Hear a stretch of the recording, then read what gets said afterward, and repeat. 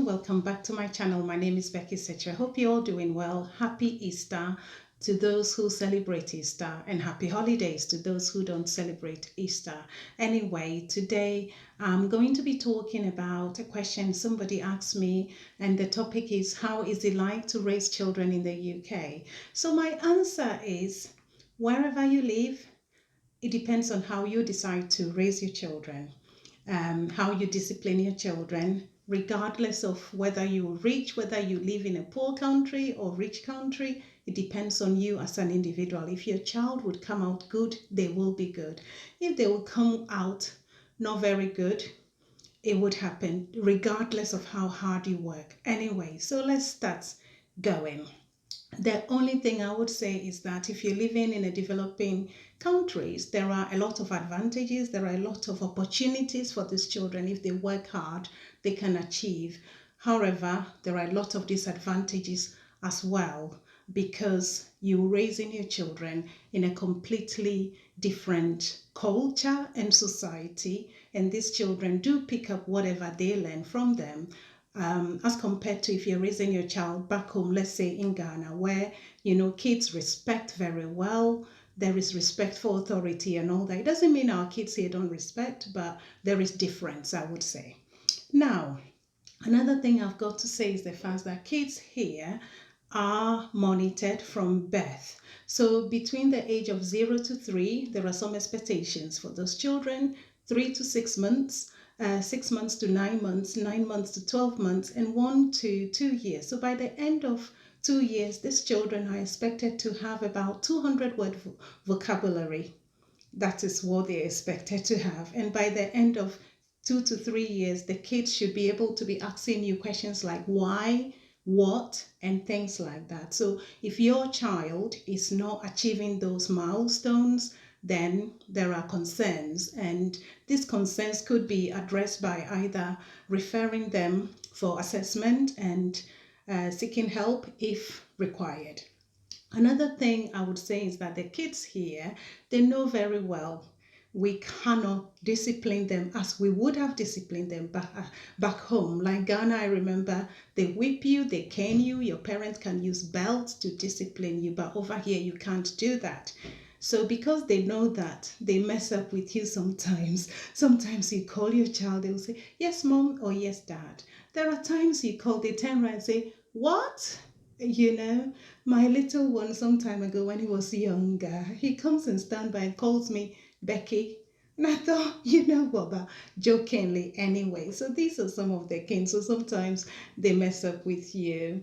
If you do whip, beat, and do all those, smack them, if you get caught, you shouldn't. If you get caught, it could lead to a police case. It could lead to referral to social services. It would be like child abuse, and if you're not careful, your kids could be taken away from you by the state. So you have to be careful. You cannot also leave children under the age of 13 years on their own at home. So if you're going to work and you decide to leave your kids under age of 13, it means they cannot really make certain decisions by themselves. They cannot look after themselves very well. So you shouldn't do that. So it's just important to be aware of that as well. Kids, when you take them to school, you have to pick them up, you have to drop them off, especially primary school children. As I said before, education here from primary to secondary school is completely free. You can send your kids to private school, but that you have to pay yourselves, and those are very expensive. But it depends on you as an individual. When they get to the age of, normally we are very protective of our children as well. You can't leave your kids playing outside on their own, just as you would have done back home, because of child safety. What would happen to them when you leave them on their own? Someone could take them away or things like that. It's not safe. So you can't leave them out playing on their own. You have to be there with them. The final thing I've got to say is the age of teenage. So teenagers, it comes with a lot of hormones and all sorts of attitude and behaviors. You need to keep an eye on your children when they become teenage, because at that stage they do have a lot of peer pressure, peer influence, especially girls. Sometimes they can get into relationships very early here. I know kids, when they get to secondary school, they already have boyfriends and things like that, and you have to keep an eye on your children. And as an African parent, you know how we would be talking to our children and all that. We don't do that at that age. Anyway, and with the boys, it's very important because they can fall into all sorts of traps, groups. Certain parts of the UK, there are issues around knife culture, gang culture, weed, and all those things. You need to keep an eye because they would be good at home. You don't know what they're doing outside. And it's not like they want to join some of those groups on their own. They could be influenced or pressured into them. So you have to be very careful and keep an eye on your children so they don't fall victims to these kind of behaviors. Another thing is you need to keep an eye on issues around online activities because they can be preyed on online. So you have to be very careful. There are issues about bullying at school. I would say, to be frank, your kids may experience some um, situations of racism. It could be the other kids would pretend to be joking, but your kid would identify that as racism. It's not common, but it can happen. So it's something to be aware of. Have the chat with them so they know what to expect and how to manage these things. I talked about online activities. There could be issues around body image as well. Sometimes they go to school, they're amongst other girls with long hair and all those things, and they feel, oh, I could have had that, and those kind of things. So keep an eye, keep a very close relationship with your kids so you can have chat with them, so you can find out what is happening in their lives, so you can support them better. Some actually do have issues around self-harm and things like that.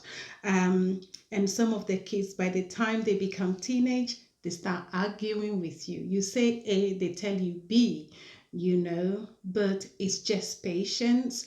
And those of us who are working parents, be careful. Don't leave them teenagers and go chasing too much money because before you know it, you get the money, but your kids may not come out well. So it's very important to balance this very well. Finally, as I said, the issues that can happen, the earlier you identify them, the better you can tackle it so that things could be sorted before it gets out of hand. So, raising children in the UK is not different from how you raise your children back home. The only difference is that discipline, we are a bit limited as to how much we can discipline our children. For example, whipping, using the belt, or smacking. But they can still come out well without all those things. You can't do it, so you don't do it. But apart from that, the sky is the limit for children wherever they are. And I would say in the UK, the opportunities are there if they work hard. Anyway, take care of yourselves and enjoy the rest of your day. And I will see you again.